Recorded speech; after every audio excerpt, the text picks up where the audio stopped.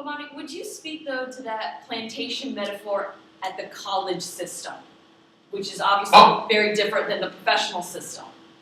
Right. Well, let me give you an indicator of how hypocritical we are about like people making slavery references. I often make references to college athletics being a situation, and nobody ever takes offense. Right now, you're going to have to explain to me how a prostitute is that much different than a slave in the grand scheme, right? Like we talk about white slavery and all that stuff. People get mad when you talk about slaves. You call them pimps and prostitutes, nobody has a problem.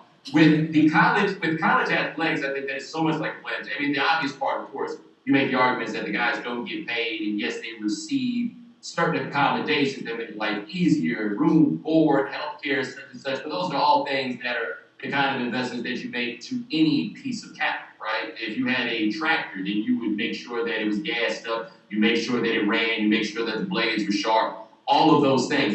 Those are the same provisions effectively that you wind up seeing that college athletes receive.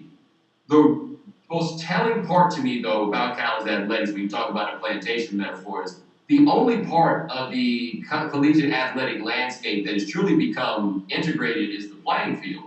Coaching staffs aren't really integrated. You'll have a couple of black coaches here and there, but by and large, not to the point where you can say that they've been fully desegregated. The crowds are typically all white. The press box is pretty much all white. The athletic directors are all white.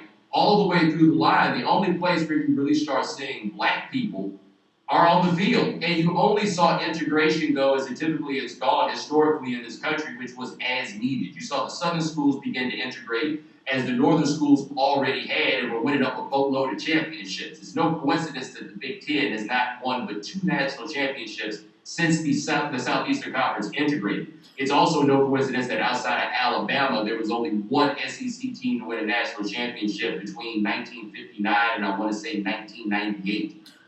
These are all because all these things tied to integration. But I think that when you start talking about the college athletic playing field really being a plantation, even if once you get past the money part, what people do get paid or what people don't get paid, if you simply look at the dynamics of power and the arguments that people say make it a good enough deal for those guys to participate, because a plantation, of course, we know does not necessarily have to reflect slavery. And people who work on plantations are basically being exploited because of a lack of options. And that's exactly what I think happens in college athletics.